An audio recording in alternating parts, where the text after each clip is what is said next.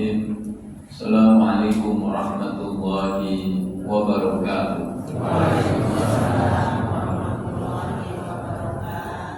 Innal hamdalillah nahmaduhu wa nasta'inuhu wa nasta'fihi wa nastaghfiruhu wa natubu ilaihi wa na'udzu billahi min shururi anfusina wa sayyiati a'malina.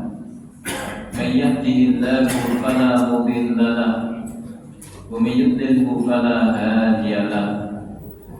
Asyhadu an la ilaha illallah wahdahu la syarika lahu wa asyhadu anna Muhammadan abduhu wa rasuluhu la nabiyya ba'dahu.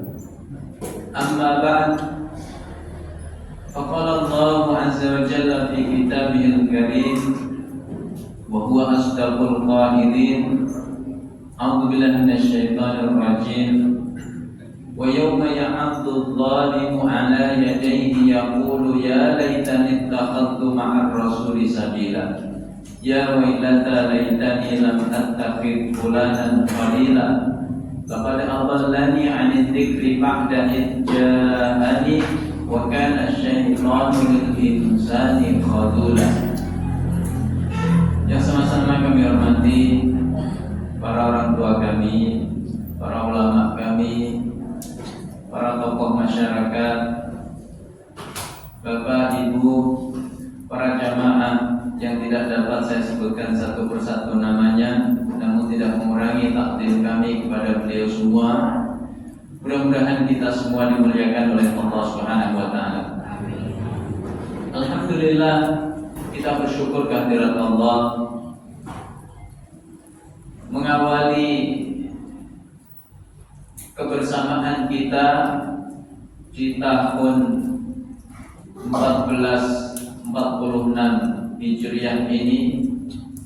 Kita dihimpun oleh Allah dalam kebaikan yang sangat banyak, kebaikan iman dan Islam, kebaikan memakmurkan rumah Allah, kebaikan silaturahim, kebaikan duduk di majelis ilmu. Mudah-mudahan berbagai amal saleh yang kita ukir di awal tahun ini mengundang keberkahan-keberkahan yang banyak dalam kehidupan kita di sepanjang tahun ini. Salawat dan salam tidak lupa kita haturkan kepada suri tauladan kita Rasulullah Muhammad sallallahu alaihi wasallam, pada keluarga, para sahabat. Mudah-mudahan kita semua diistiqamahkan oleh Allah di atas sunnah-sunnah beliau hingga akhir hayat kita, dan kita termasuk umat beliau yang berbahagia dengan meraih syafaat beliau kelak di hari kiamat.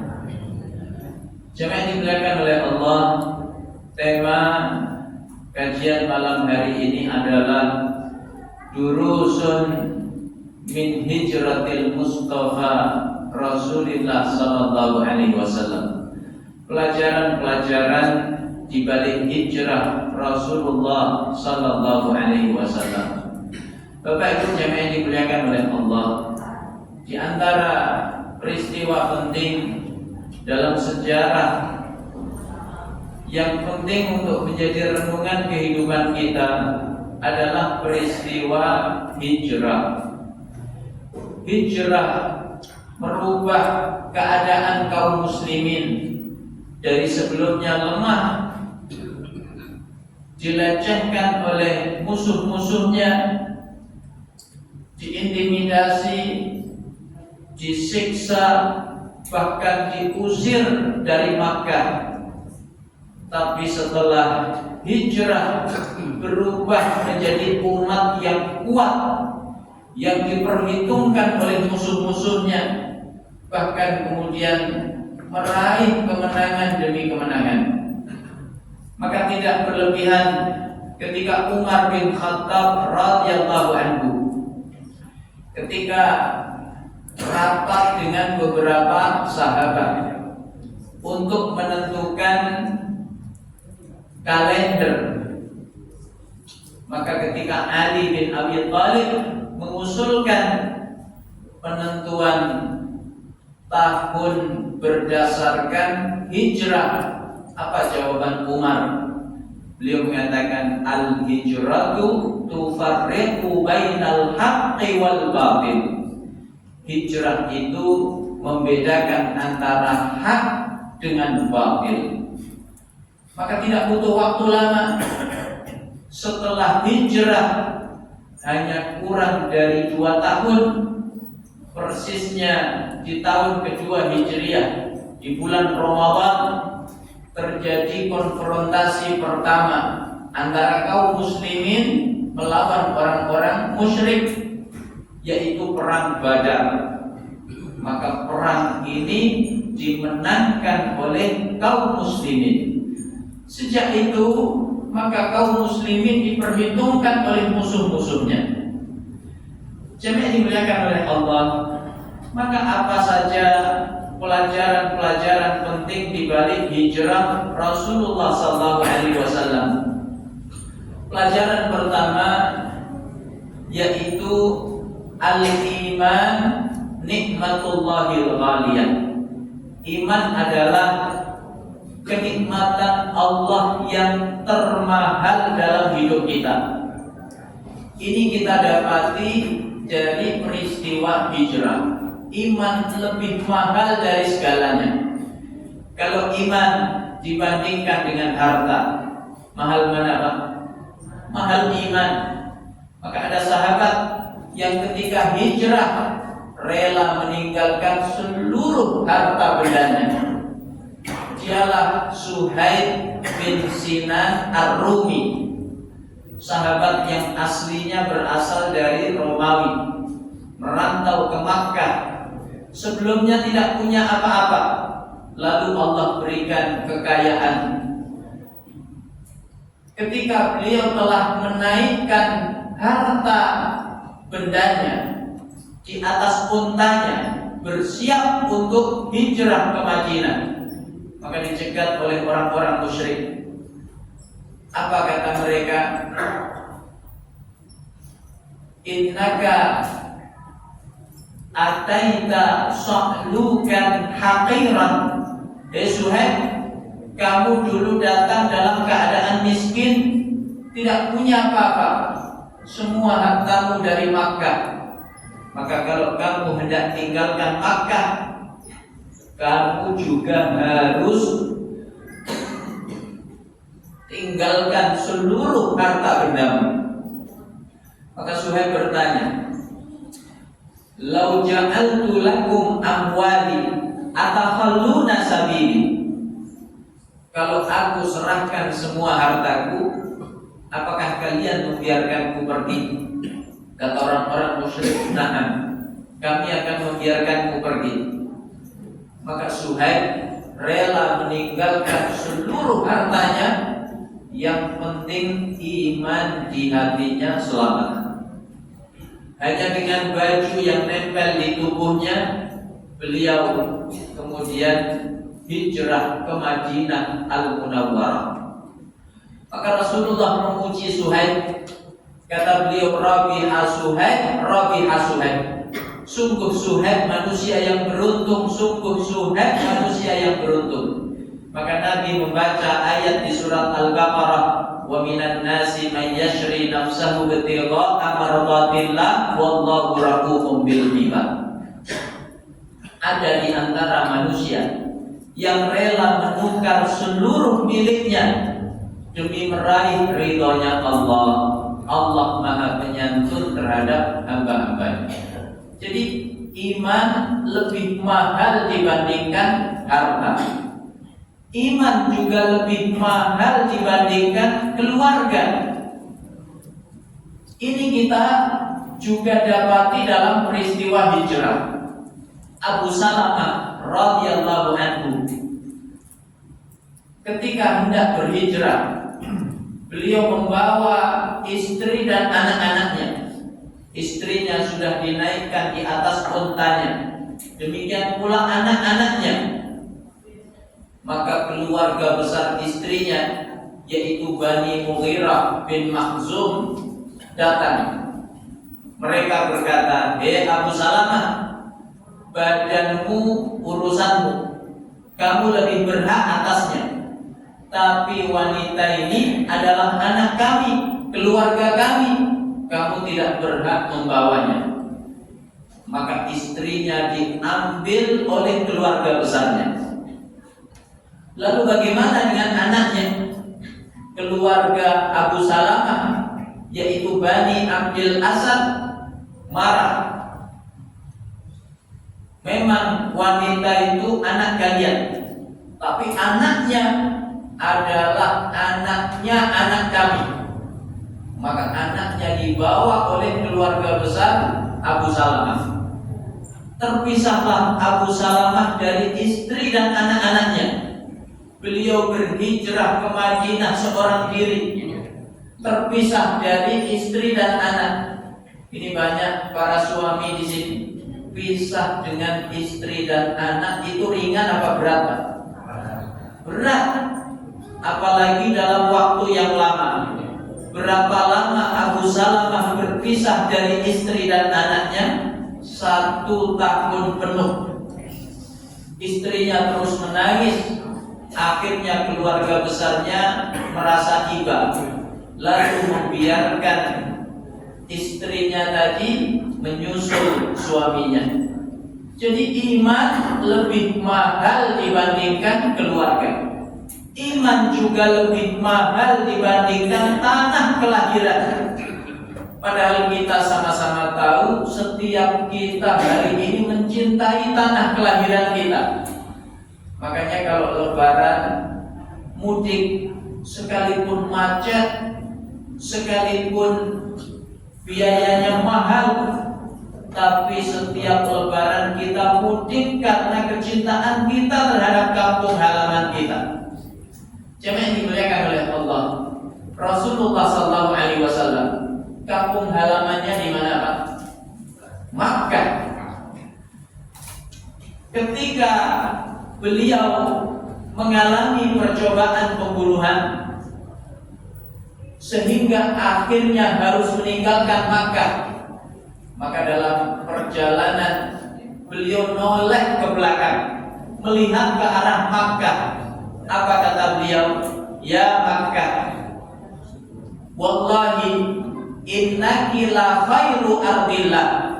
Demi Allah, wahai Makkah, sungguh kamu adalah negeri terbaik. Wa ahabbuha ilallah, negeri paling dicintai oleh Allah. Walaula anna qaumi akhrajuni ma kharajtu minki.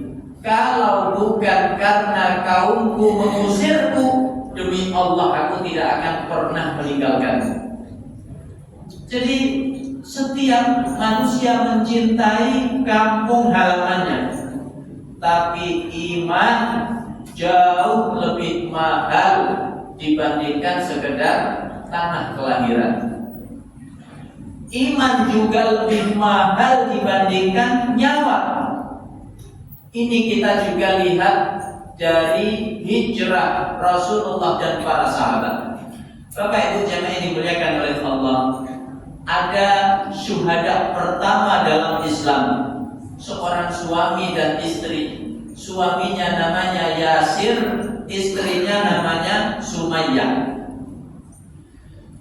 Ibnu Hisham mengisahkan dalam sirah nabawiyahnya, ketika Yasir dan istrinya memutuskan beriman mengikuti Rasulullah SAW, maka dia disiksa oleh orang-orang Quraisy dengan siksaan yang bervariasi.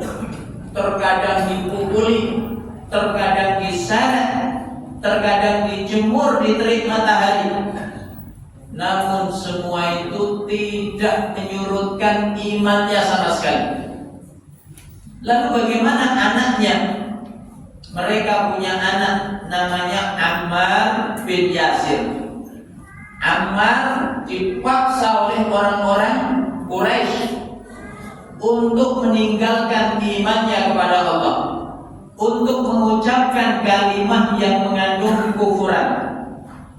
Karena Ammar tidak tega melihat kedua orang tuanya disiksa, akhirnya Ammar mengucapkan kalimat yang mengandung kekufuran. Ternyata setelah itu orang tuanya tetap dibunuh. Maka Ammar mengalami dua kesedihan sekaligus. Kesedihan pertama, menyaksikan kedua orang tuanya dibantai di hadapannya. Kesedihan yang kedua, merasa telah mengkhianati Rasulullah SAW. Hari itu belum turun ayat bahwa kalau dipaksa maka tidak apa-apa. Maka Allah turunkan ayat illa man ukriha wa qalbuhu mutmainnun bil iman. Kecuali orang yang dipaksa padahal hatinya teguh di atas keimanan, maka orang seperti itu tidak dihukumi murtad. Barulah kemudian Ammar bin Yasir merasa tenang setelah ayat ini turun. Jemaah dimuliakan oleh Allah. Jadi Yasir dan istrinya yaitu Sumayyah syahid demi mempertahankan iman.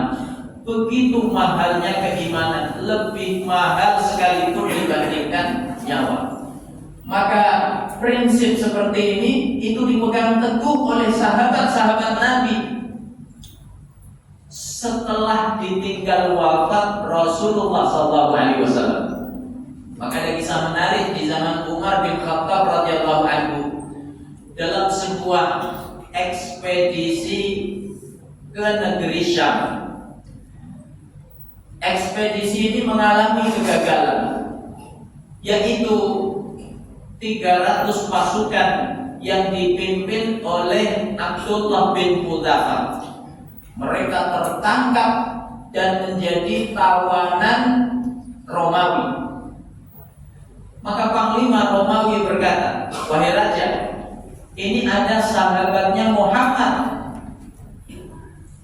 Maka Raja kemudian membujuk Abdullah bin Hudzafah untuk murtad, meninggalkan imannya kepada Allah. Kata Raja Romawi, "Kalau kamu mau murtad, setengah kerajaanku aku berikan kepadamu." Ini tawaran yang menggiurkan apa tidak? Setengah kerajaan, tidak sekedar kursi bupati, kursi gubernur, kursi menteri, setengah kerajaan diberikan kepada Abdullah bin Hudzafah, yang penting mau murtad. Apa jawaban Abdullah bin Hudzafah? "Wahai Raja, andaikan engkau berikan seluruh kerajaanmu, tidak hanya setengah, tapi semuanya, bahkan ditambah kerajaan Arab, demi Allah, aku tidak akan pernah meninggalkan imanku kepada Allah." Maka Raja marah, "Kalau begitu kamu akan aku hukum mati." Kata Abdullah bin Hudzafah, "Silahkan, siapa takut?" Maka dia pun dimasukkan ke dalam penjara. 3 hari 3 malam tidak diberi makan, tidak diberi minum. Orang 3 hari 3 malam gak makan, gak minum, lapar apa tidak, Pak? Kita puasa cuma 12 jam, begitu maghrib rasanya mau balas dendam. Maka bayangkan, ini 3 hari 3 malam tidak diberi makan minum. Hari berikutnya disuguhkan kepadanya daging babi dan khamar. Maka Abdullah bin Hudzafah berkata, "Wahai Raja, demi Allah, aku dalam keadaan darurat. Andaikan aku makan daging ini, aku minum minuman ini, maka Allah memaafkanku karena aku dalam keadaan darurat. Tapi demi Allah, aku tidak rela Islam ini menjadi tertawaan manusia sepertimu."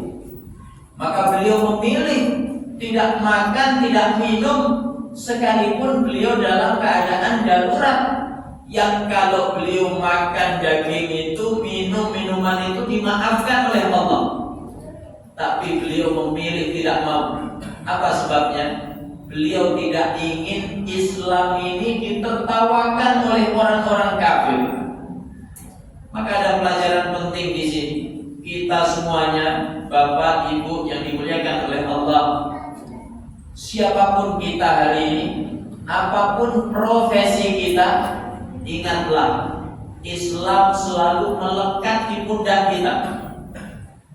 Maka jangan sampai Islam ini rusak di tangan kita. Begitu keteladanan seorang Abdullah bin Hudzaifah, maka akhirnya raja kehabisan kesabaran. Baiklah, panaskan minyak goreng. Maka dipanaskan minyak goreng dalam jumlah yang besar di sebuah wadah yang besar. Begitu minyak telah mendidih, maka Abdullah bin Hudzaifah menangis. Raja merasa senang. Kamu menangis, kamu takut sekarang, kamu mau murtad sekarang. Kata Abdullah bin Hudzaifah, siapa bilang? Lalu kenapa kamu menangis? Aku menangis ini sedih. Mengapa nyawaku hanya satu?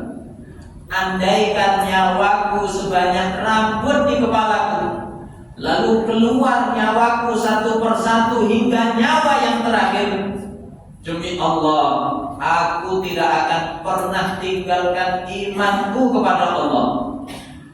Begitu tekad keimanan seorang Abdullah bin Hudzaifah. Maka orang kalau diiming-imingi nggak mempan, diancam nggak mempan, maka orang seperti itu mustahil bisa dikalahkan. Raja menyerah, ya sudahlah, kamu cium kepalaku, kamu bebas. Kata Abdullah bin Hudzaifah, tidak, kecuali kamu bebaskan 300 pasukanku. Akhirnya raja menyetujui syarat Abdullah bin Hudzaifah. Ya sudah, kamu cium kepalaku, kamu dan 300 pasukanmu bebas. Akhirnya Abdullah bin Hudzaifah mencium kepala raja. Setelah itu dia dan 300 pasukannya dibebaskan. Maka mereka kembali ke Madinah. Umar merasa heran, bagaimana caranya kalian bisa bebas? Maka Abdullah bin Hudzaifah menceritakan kisah tadi. Apa kata Umar? Demi Allah, wahai Abdullah, kamu berhak dihormati kaum muslimin dengan cara dicium kepalamu, dan aku akan memulainya. Maka Umar memulai mencium kepala Abdullah sebagai bentuk takzim kepadanya, lalu diikuti oleh seluruh kaum muslimin. Begitu mahalnya iman. Maka tidak pernah Allah perintahkan kita mempertahankan satu ikatan sampai kita mati, kecuali hanya satu ikatan, yaitu ikatan apa Pak? Iman. Ini dibaca oleh para khatib Jumat, yaitu ayat 102 surat Ali Imran. Ya ayyuhalladzina amanu taqullaha haqqa tuqatih wa la tamutunna illa wa antum muslimun. Ini pertama. Kedua, Bapak Ibu jemaah dimuliakan oleh Allah, pelajaran dari hijrah adalah pelajaran tentang as-sabir qabla tariq. Mencari kawan sebelum menempuh perjalanan. Ketika Jibril memberitahu Rasulullah SAW bahwa orang-orang Quraisy merencanakan makar untuk membunuh Nabi. Apa makar mereka? Mereka memerintahkan pemuda-pemuda yang gagah dari tiap-tiap kabilah untuk mengeksekusi Nabi. Apa tujuannya? Mengapa melibatkan semua kabilah? Agar keluarga Nabi tidak bisa menuntut balas. Sebuah rencana yang matang. Wa makaru wa makarallah wallahu khairul makirin. Mereka membuat makar, tapi ingat makar Allah lebih canggih dari segalanya. Maka diberitahu oleh Jibril. Apa yang Rasulullah kemudian lakukan? Rasulullah langsung mencari kawan untuk mendampingi beliau hijrah. Siapa yang dipilih, Pak? Abu Bakar As-Siddiq radhiyallahu anhu, sahabat terbaik, sahabat yang rela mengorbankan dirinya demi melindungi Rasulullah SAW. Maka ketika kemudian bersembunyi di Gua Thur, Abu Bakar As-Siddiq menutup semua lubang. Begitu Rasulullah dan Abu Bakar masuk ke gua, Rasulullah tidur di pangkuan Abu Bakar. Rupanya ada satu lubang belum ditutup. Abu Bakar yakin ini lubang hewan berbisa. Maka Abu Bakar tanpa ragu, tanpa mikir, ditutup pakai kakinya. Ternyata benar, itu adalah lubang hewan berbisa. Maka disengatlah kaki Abu Bakar As-Siddiq. Abu Bakar menangis menahan sakit. Maka jemaah yang dimuliakan oleh Allah, Rasulullah terbangun. Rasulullah kemudian bertanya kepada Abu Bakar, apa yang membuatmu menangis, wahai Abu Bakar? Abu Bakar mengatakan, aku disengat hewan berbisa. Maka Rasulullah kemudian meludahi lukanya Abu Bakar. Atas izin Allah langsung sembuh. Ini kalau yang meludahi Nabi. Nanti Bapak pulang dari sini jangan asal praktek. Hati-hati, jangan-jangan bukan sembuh tapi malah infeksi. Kemudian ketika perjalanan menuju Madinah, Abu Bakar As-Siddiq sebentar berada di depan Nabi, sebentar di samping kanan, sebentar di samping kiri, sebentar di belakang. Rasulullah merasa heran, wahai Abu Bakar, mengapa engkau pindah-pindah kadang ke depan, samping kanan, samping kiri, ke belakang? Apa jawaban Abu Bakar? Ya Rasulullah, aku khawatir musuh menyerangmu dari arah depan, maka aku pindah ke depan. Aku khawatir musuh menyerangmu dari arah samping kanan, aku pindah ke samping kanan. Aku khawatir musuh menyerangmu dari arah samping kiri, aku pindah ke samping kiri. Dan aku khawatir musuh menyerangmu dari belakang, maka aku pindah ke belakang. Ini Abu Bakar As-Siddiq. Maka jangan dimuliakan oleh Allah, memilih kawan ini penting. Kawan itu sangat menentukan kualitas agama kita. Maka Rasulullah SAW mengatakan dalam hadisnya, al-mar'u ala dini khalili. Seseorang itu kualitas agamanya dilihat dari siapa kawannya. Falyanzur ahadukum man yukhalil. Maka hendaknya setiap kalian melihat dengan siapa berkawan. Pepatah Arab mengatakan as-sahibu sahib. Sahabat itu menarik sahabatnya. Maka sahabat yang baik menarik sahabatnya dalam kebaikan. Ayo ngaji di Masjid Al-Ikhlas. Ayo kita khataman Quran. Ayo kita bakti sosial. Ini kawan yang baik. Tapi hati-hati, kawan yang jahat menjerumuskan kawannya dalam kerugian. Tidak hanya kerugian dunia, tapi juga kerugian akhirat. Bapak Ibu jemaah yang dimuliakan oleh Allah, sejarah bercerita kepada kita betapa pentingnya memilih kawan. Kawan yang baik menyebabkan seseorang bisa istiqomah di jalan Allah. Apa rahasia keistiqomahan seorang Imam Ahmad ibnu Hanbal? Di dijuluki Imam Ahli Sunnah, imamnya Ahli Sunnah. Beliau sholat sunnah sehari semalam tidak kurang 300 rakaat. Banyak apa sedikit kan? Satu ketika beliau berseberangan dengan penguasa yang berpaham Mu'tazilah, yang mengatakan Quran makhluk. Imam Ahmad menolak paham sesat itu.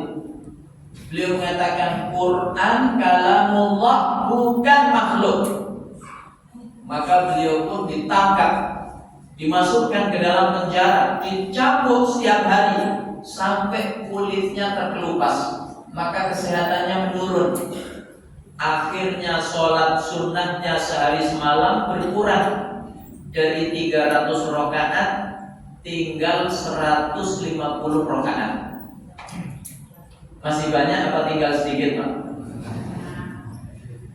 Siapa yang dimuliakan oleh Allah? Apa rahasia keistiqomahan seorang Imam Ahmad Ibnu Hanbal?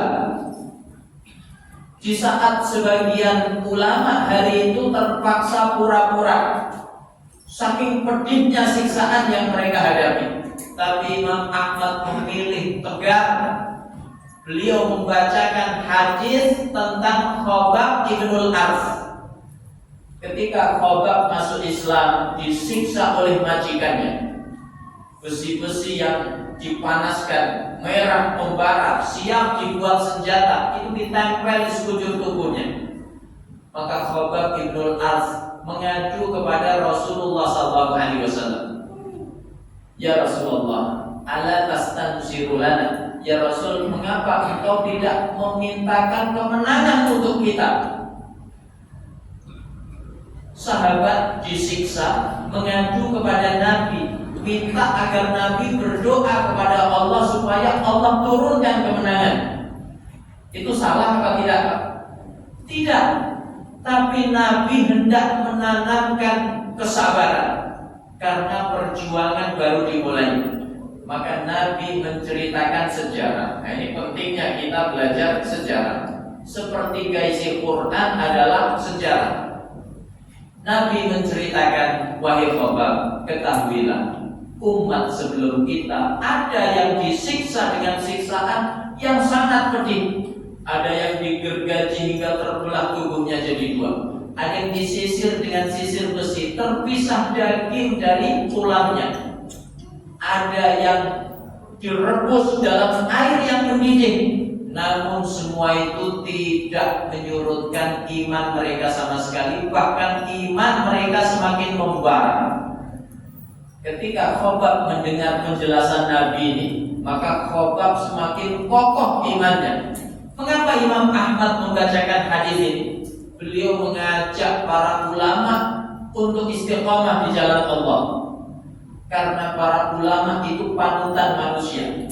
Kalau ulamanya ditekan sedikit, kendor, kalah, maka manusia akan banyak yang tersesat. Nah, apa rahasia keistiqomahan Imam Ahmad ini? Menarik. Beliau punya sahabat namanya Muhammad bin Nuh. Usianya masih muda. Beliau seorang aktivis yang menolak paham sesat tadi dan ditangkap bersamaan Imam Ahmad. Apa bedanya? Imam Ahmad masih hidup sampai di penjara, sedangkan Muhammad bin Nuh meninggal di perjalanan. Maka Imam Ahmad yang mengurus jenazahnya.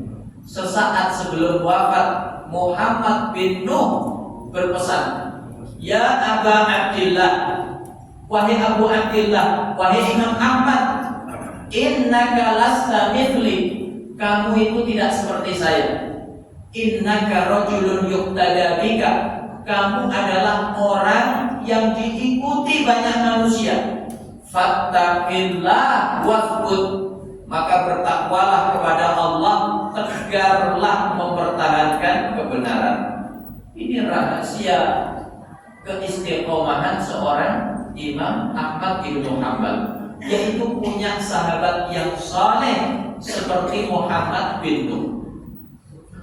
Tapi sebaliknya, ketika seseorang berkawan dengan orang yang jahat, maka tidak menutup kemungkinan dia akan terjatuh dalam kesesatan.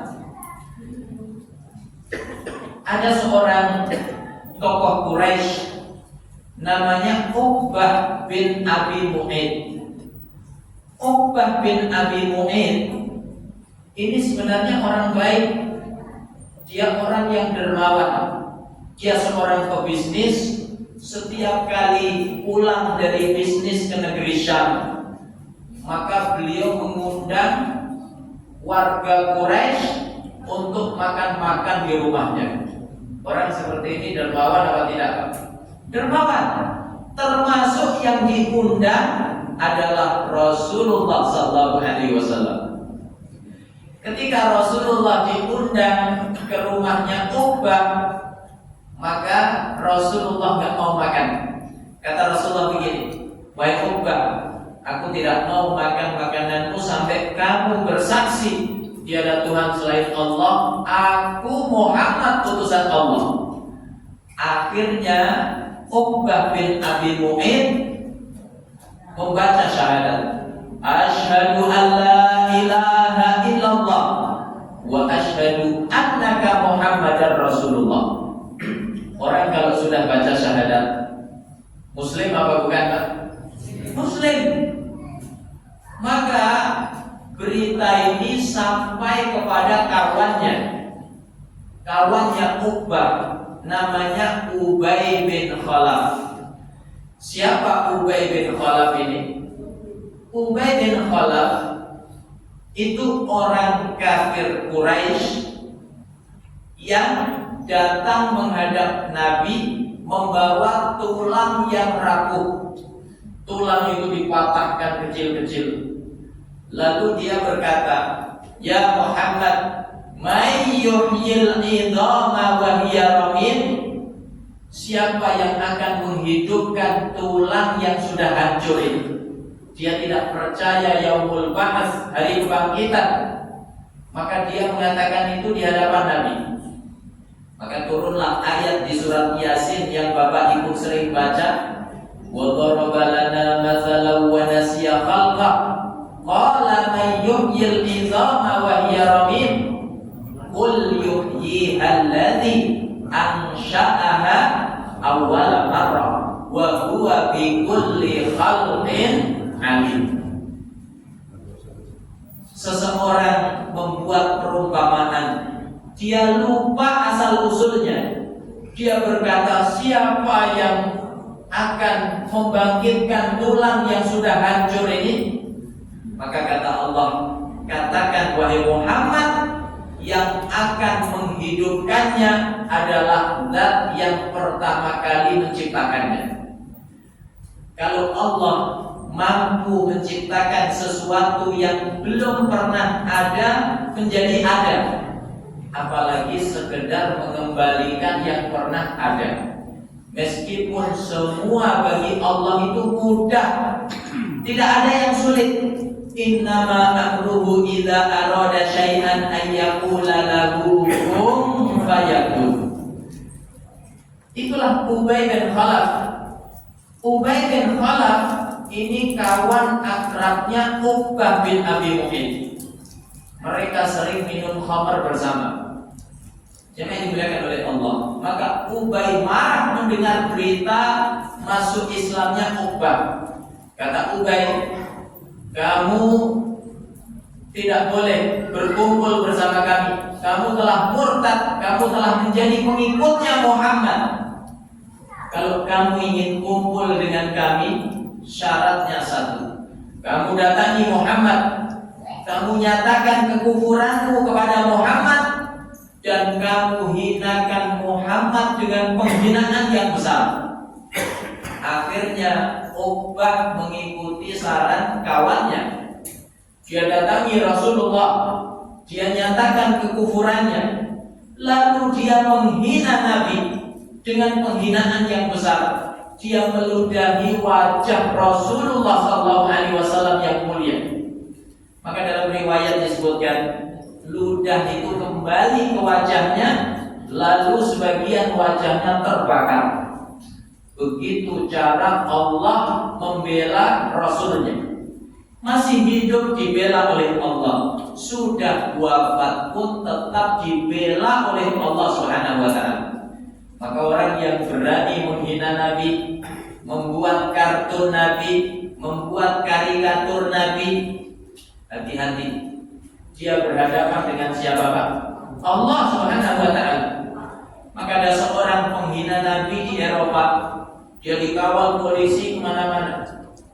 Katanya itu kebebasan berekspresi. Satu ketika dia naik mobil dikawal polisi, maka mobilnya tabrakan dengan tangki, ya, mobil tangki bahan bakar. Akhirnya terbakar dan tidak bisa dipadamkan karena ini tangki yang isinya bahan bakar.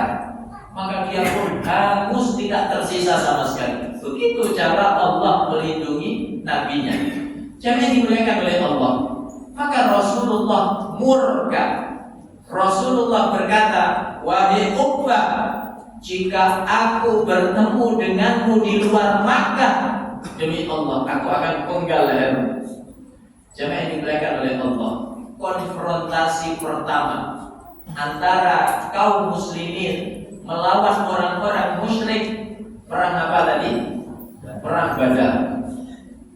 Maka dalam perang Badar ini Uqbah menjadi tawanan. Dia melas-melas, ya Rasulullah, aku punya istri, aku punya anak masih kecil, tolong bebaskan aku. Tapi Rasulullah SAW menjatuhkan hukuman mati, penggal dia. Maka Allah menurunkan ayat menggambarkan penyesalannya Uqbah bin Abi Mu'ayth, yaitu ayat 27, 28, 29 surat Al-Furqan yang saya baca di mukadimah tadi. Wa yawma ya'abdu dhalimu ala yadayhi yaqulu ya laitani ittakhadtu ma'ar rasuli sabila. Ya wailata laitani lam attakhidh fulanan khalila laqad adallani 'anil dzikri ba'da idh ja'ani wa kana asy-syaitanu lil insani khadula. Dan pada hari di mana orang yang zalim menggigit kedua tangannya sebagai bentuk penyesalan yang besar, dia berkata, ya Allah, seandainya hari itu aku mengambil jalan bersama seorang Rasul, seandainya aku tidak menjadikan si fulan sebagai kawan dekatku, sungguh dia telah menyesatkanku setelah datang peringatan kepadaku, dan sungguh syaitan adalah pengkhianat bagi manusia. Sebab turunnya ayat ini adalah kisahnya Uqbah bin Abi Mu'ayth. Jadi pelajaran yang kedua yaitu as-sadiq qabla tariq, memilih kawan sebelum menempuh jalan. Ini sudah jam 9:05. Tadi Pak Kiai berpesan jam 9:05. Boleh ditambah? Yang terakhir, yang ketiga, biar mikir. Ya. Pelajaran di balik hijrah adalah ya pelajaran tentang al-ukhuwah, persaudaraan. Kita lompat ya, karena waktunya singkat. Setelah Rasulullah sampai di kota Madinah Al-Munawwarah, setelah sebelumnya membangun Masjid Quba, ya, maka Rasulullah melakukan tahapan dakwah yang bernama at-ta'afi bainal muhajirin wal ansar, mempersaudarakan kaum muhajirin dan kaum ansar. Kaum muhajirin ini pendatang, kaum ansar ini pribumi. maka dipersaudarakan oleh Nabi. Lihat, ketika mereka dipersaudarakan oleh Nabi, maka mereka lebih dekat dibanding saudara kandung terhadap saudara kandung lainnya. Maka ada sahabat Ansor namanya Abdurrahman bin Auf. Saat itu Abdurrahman masih miskin karena hartanya ditinggal di Makkah.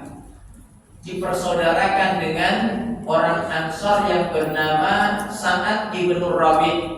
Ini konglomeratnya Ansor.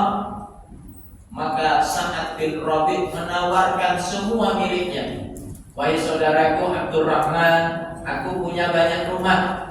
Silakan kamu pilih mana yang kamu suka, sudah buat kamu saja. Aku punya banyak kebun kurma. Silakan kamu pilih mana yang kamu suka, buat kamu saja.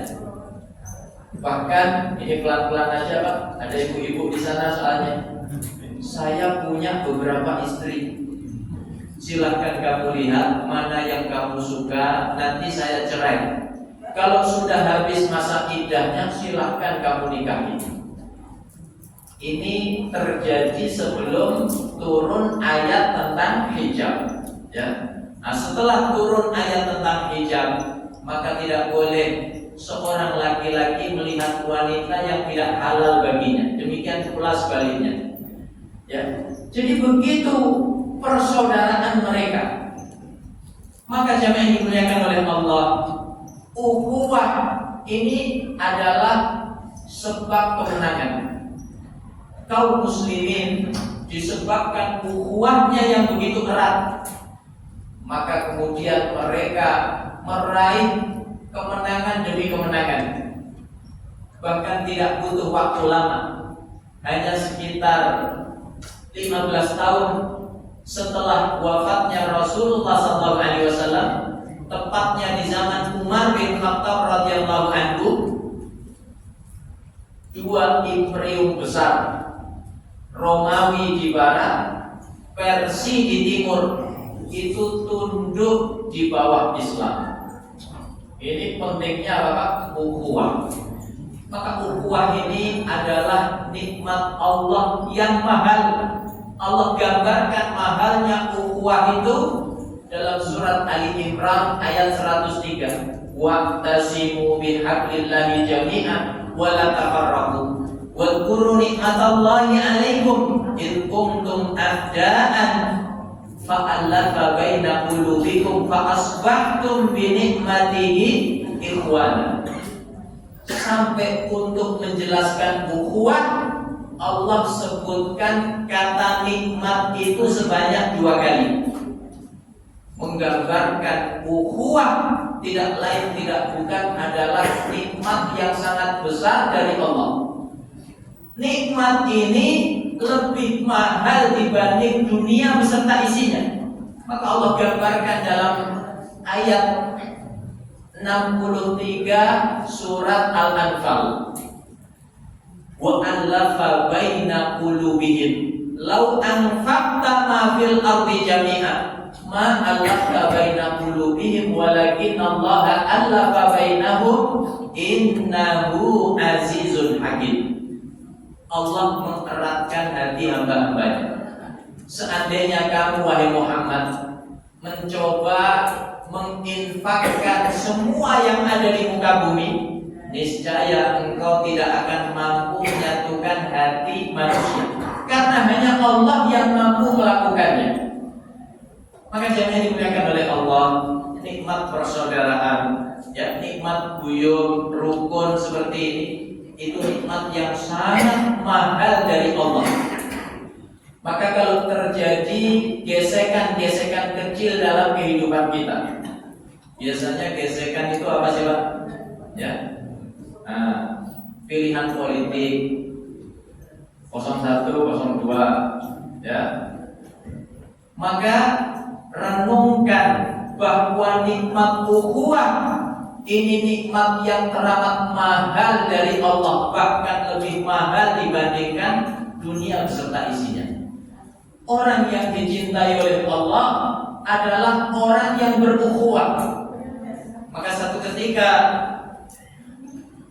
ada seseorang mengunjungi saudaranya di negeri yang jauh, maka Allah mengirimkan malaikat dalam wujud manusia. Jadi dalam sejarah itu sering disebutkan malaikat bisa menjelma sebagai manusia. Lalu malaikat itu bertanya, "Aina turid? Kamu hendak kemana?" Dia mengatakan, "Uridu aman li fi hadhil qaryah." Aku hendak mengunjungi saudaraku di negeri yang jauh sana. Malaikat itu kemudian mengujinya. "Awa min nikmatin tarubbuha?" Apakah kamu menginginkan nikmat tertentu darinya? Barangkali kamu mau pinjam duit. Kata orang itu, "La, tidak. Illa anni uhibbuhu fillah." Aku mengunjungi saudaraku yang jauh itu semata-mata karena aku mencintainya karena Allah. Malaikat itu kemudian jujur, "Inni Rasulullahi ilaik." Ketahuilah, aku ini utusan Allah, aku ini malaikat diutus kepadamu. Innallaha qad ahabbaka bima ahbabtahu fi. Ketahuilah, Allah mencintaimu disebabkan cintamu terhadap saudaramu karena Allah. Jadi kaum muslimin yang disukai oleh Allah itu yang seperti apa? Yang rukun, guyub, yang tadi disampaikan Pak Erwin. Rukun, guyub, ukhuwahnya erat satu sama lain, saling mengunjungi, saling bersilaturahim. Bahkan akhlak seperti ini itu kelak bisa mengantarkan kita meraih surga Allah Subhanahu wa taala. Maka Rasulullah SAW ya, sebagai penutup mengatakan dalam hadisnya, "Inna fil jannati manabira min nur 'alaiha qaumun libasuhum nur wa wujuhuhum nur laisu minal anbiya wala syuhada walakin yaghbituhumun nabiyyuna wa syuhada." Sungguh, kata Nabi, di surga ada mimbar-mimbar, dipan-dipan terbuat dari cahaya. Di atas mimbar dan dipan itu terdapat sekelompok kaum manusia. Wajah mereka bercahaya, pakaian mereka bercahaya. Mereka bukan nabi, bukan syuhada, tetapi membuat nabi dan syuhada cemburu terhadap mereka. Saking banyaknya nikmat yang Allah karuniakan kepada mereka. Maka sahabat penasaran, "Sifhum lana ya Rasulullah." Jelaskan ciri-ciri mereka kepada kami ya Rasul. Kata Nabi, ciri mereka 3. Humul mutahabbuna fillah, wal mutaakhuna fillah, wal mutazawiruna fillah. Mereka orang yang saling mencintai karena Allah, saling bersaudara karena Allah, saling berkunjung satu sama lain karena Allah Subhanahu wa ta'ala. Maka dengan spirit hijrah, mari kita pererat ya persaudaraan di antara sesama kita, karena itu salah satu jalan untuk meraih surga Allah Subhanahu wa ta'ala. Ini barangkali yang dapat saya sampaikan. Masih banyak lagi pelajaran-pelajaran di balik hijrah Rasulullah SAW. Mudah-mudahan kita bisa mengambil ibrah yang sebesar-besarnya untuk menjadi manusia yang lebih baik daripada sebelumnya. Kurang lebihnya mohon maaf kalau ada yang benar semata-mata dari Allah. Kalau ada yang salah, ini kekhilafan saya mohon maaf yang besar-besarnya. Aku qouli hadza wa sallallahu ala nabiyyina Muhammad wa ala alihi wa sahbihi wa sallam walhamdulillahi rabbil alamin. Assalamualaikum warahmatullahi wabarakatuh. Terima kasih atas kesempatan untuk bertanya.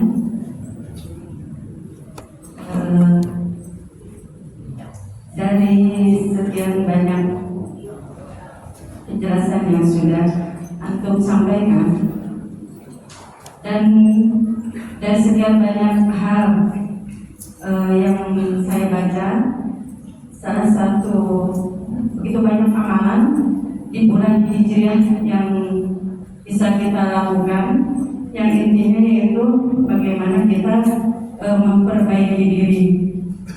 Dan hijrah ini begitu banyak maknanya. Ada yang hijrah dari hal buruk menjadi hal baik, ada yang berhijrah dari mungkin kebiasaan buruk kita menjadi lebih baik. Dari beberapa bacaan yang saya dapatkan, ada amalan yang membuat saya bertanya tentang meminum susu di malam hijriah, di malam tahun baru hijrah 1 Muharram, yaitu minum susu yang diamalkan oleh salah satu Syekh Habib. Dan yang saya ingin pertanyakan, amalan minum susu ini emang fadilahnya begitu bagus, begitu baik gitu kan, untuk kita amalkan pun walaupun tidak Muharram mungkin bisa gitu kan. Dan yang ingin saya tanyakan, apakah amalan ini ada rujukan dalilnya atau hanya sekedar amalan salafus soleh yang kemudian diamalkan oleh beliau dan diajarkan kepada jamaahnya begitu, dan sampailah kepada kita dari tilawah akhirnya mutawatir dan nyampe ke kita gitu. Dan mohon penjelasan Ustaz. Syukran. Assalamualaikum warahmatullahi wabarakatuh. Ya Allah.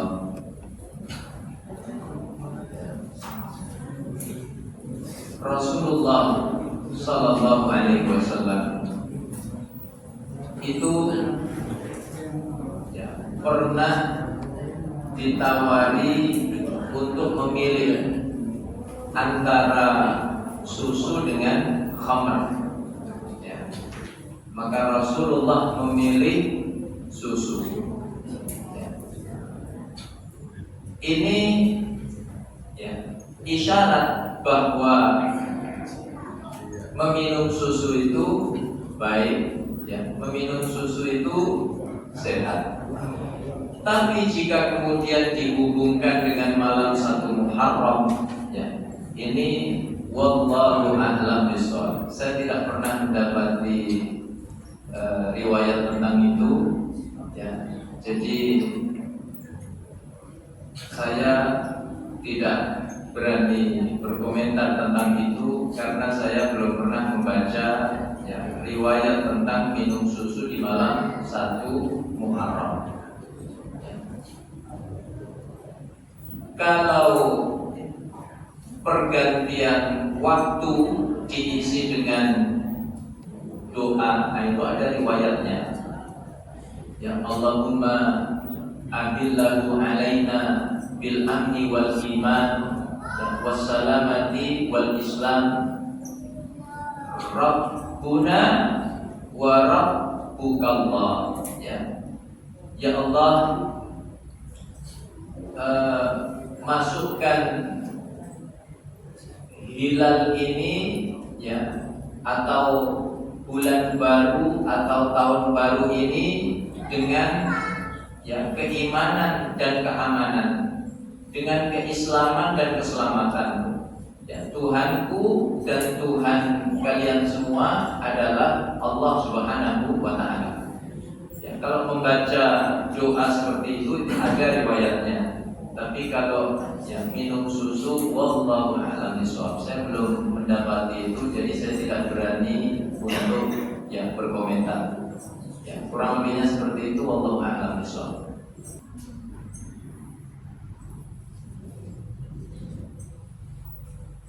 Bismillahirrahmanirrahim. Assalamualaikum warahmatullahi wabarakatuh. Pada malam hari ini ceramahnya sangat menggembirakan, menambah ilmu wawasan,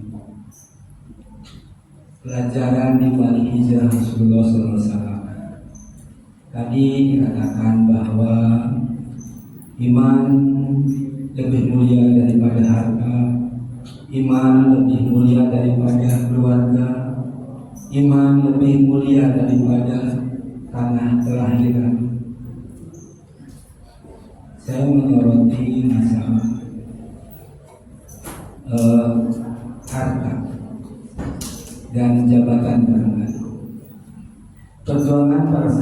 zaman Rasulullah demikian konsisten dengan menjaga imannya. Tapi kenapa Pak Ustaz? Saat ini apalagi di tahun politik yang sudah kita rasakan, pilpres, pileg, nanti pilkada yang bulan September, kenapa orang lebih menganggap lebih mulia kedudukan jabatan daripada iman, sampai luntur imannya demi kekuasaan? Nah, ini tidak ada terbesit sedikit pun saat ini di Indonesia untuk pelajaran dari hijrah Nabi Rasulullah SAW. Jadi kenapa? Apakah tidak ada pengaruh dari para ulama kepada penguasa, atau memang para ustaz, para kiai hanya sekedar amar ma'ruf, padahal perintah Allah adalah amar ma'ruf nahi munkar? Kesulitan di antara kita adalah tadi menjaga ukhuwah, mencari teman saja. Kalau kita sudah mengkritisi seseorang atau pejabat, dimusuhi, termasuk di lingkungan barangkali kalau ekstrim, mempertahankan kebenaran, menyampaikan yang itu hak yang batil kepadanya. Inilah satu proses perjuangan bagaimana ke depan untuk melihat kondisi Indonesia untuk ukhuwah yang baik. Mereka lebih mementingkan mempertahankan imannya daripada tadi harta, keluarga, tanah kelahiran, termasuk jabatan. Jangan sampai cinta dunia takut mati. Itu saja Ustaz, mohon dijabarkan ke depan.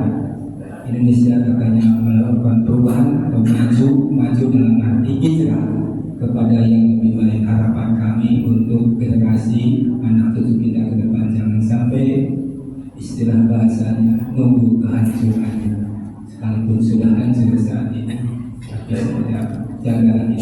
Terima kasih Ustaz. Assalamualaikum warahmatullahi wabarakatuh. Ini pertanyaan yang sangat mendalam sekali dari orang tua kita. Biasanya orang tua kalau merenungkan sesuatu itu mendalam sekali, sehingga untuk menjawabnya susah. Ini butuh waktu sampai jam 11. Bapak Ibu jamaah dimuliakan oleh Allah, ujian yang menimpa kehidupan manusia itu selalu mencakup dua aspek. Ada aspek syahwat, ada aspek syubhat. Ya. Aspek syahwat, kecintaan yang berlebihan terhadap harta, jabatan, lawan jenis, ini syahwat. Ya. Dan fitnah syahwat itu fitnah yang dahsyat. Maka ada sahabat namanya Syaddad bin Aus. Beliau mengatakan, ya, ada dua perkara yang paling aku takutkan menimpa kalian. Pertama yaitu asyahwat al-khafiyah, ya, syahwat yang tersembunyi. Kecintaan seseorang berlebihan terhadap harta, terhadap jabatan, terhadap wanita, ya, atau lawan jenis. Ini mengkhawatirkan. Sejarah bercerita kepada kita, ada orang murtad karena harta. Ya, diceritakan oleh Imam Ibnu Katsir dalam kitab Al-Bidayah wa Nihayah. Zaman sahabat ada orang namanya Rajal bin Munfuwah. Orang ini mengikrarkan Islamnya di hadapan Nabi, belajar Qur'annya langsung kepada Nabi. Tapi ketika Abu Bakar As-Siddiq mengutusnya untuk mendakwahi Musailamah al-Kadzdzab, ya, nabi palsu. Ketika dia masuk ke istananya Musailamah, maka dia silau dengan kekayaannya Musailamah.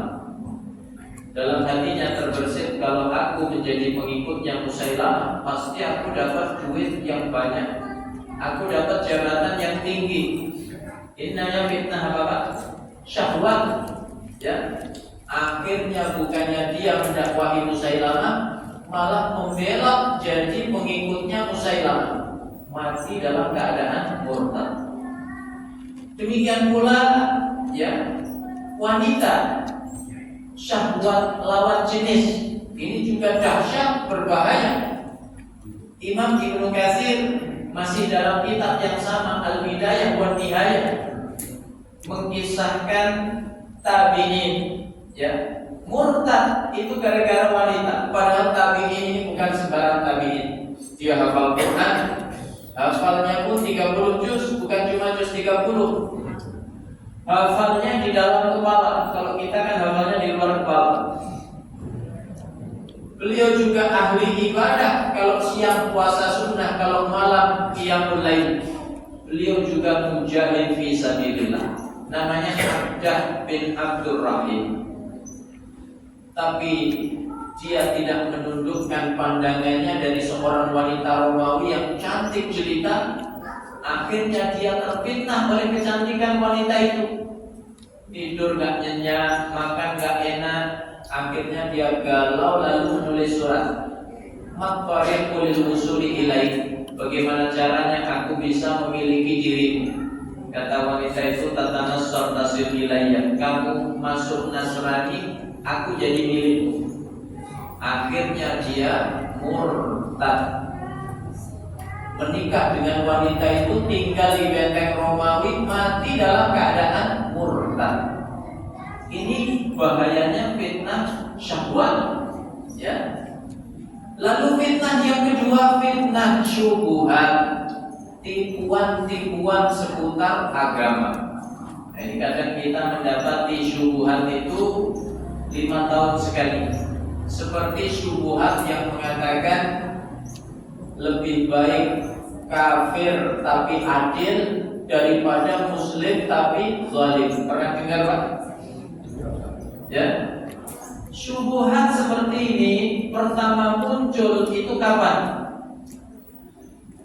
Ketika Baghdad hancur oleh pasukan Tartar akibat pengkhianatan kaum Syiah.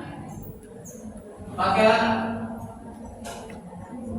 setelah Baghdad hancur, pasukan Mongol ini, pasukan Tartar ini minta dukungan kaum muslimin. Maka ahli sunnah tidak mau mendukung, tapi sekelompok orang Syiah mendukung. Mereka mengatakan lebih baik kafir tapi adil daripada muslim tapi zalim. Ya, syubhat seperti ini berbahaya. Maka untuk selamat dari dua fitnah itu ada caranya. Ya, ini disebutkan oleh Allah dalam surat As-Sajdah ayat yang ke-24. Wa ja'alna minhum a'immatan yahduna bi amrina lamma sabaru wa kanu bi ayatina yuqinun. Dan kami jadikan di antara mereka itu pemimpin, ya, yang memberi petunjuk dengan perintah kami. Itu syaratnya dua. Pertama, lamma sabaru, ketika mereka mau sabar. Yang kedua, wa kanu bi ayatina yuqinun, ketika mereka yakin terhadap ayat-ayat kami. Imam Ibnul Qayyim, ya, itu pernah ditanya, Mengapa ketika Allah membicarakan pemimpin, maka Allah menggabung dua kebaikan sekaligus? Pertama sabar, kedua yakin terhadap ayat-ayat Allah. Kata Imam Ibnul Qayyim, karena fitnah yang melanda kehidupan manusia termasuk pemimpin itu selalu mencakup dua aspek. Ada syahwat, ada syubhat. Maka untuk menghadapi fitnah syahwat, caranya sabar. Tapi menghadapi fitnah syubhat, tipuan seputar agama, gak cukup sabar. Harus yakin terhadap ayat-ayat Allah. Maka kalau Bapak mendapati syubhat seputar agama, semua agama itu sama, ya. Apakah cukup kita sabar? Gak cukup. Cuma sabar gak selamat. Tapi kita harus yakin kepada ayat-ayat Allah. Inna dina indallahil Islam. Ya, kurang lebihnya seperti itu. Wallahu a'lam bishawab. Berdoa kepada Allah, doa yang mustajab, doa setelah amal saleh. Mudah-mudahan silaturahim kita malam hari ini, interaksi kita terhadap ayat Allah dan hadis Rasulullah, seluruhnya mengantarkan doa kita mustajab di sisi Allah Subhanahu wa taala. Bismillahirrahmanirrahim.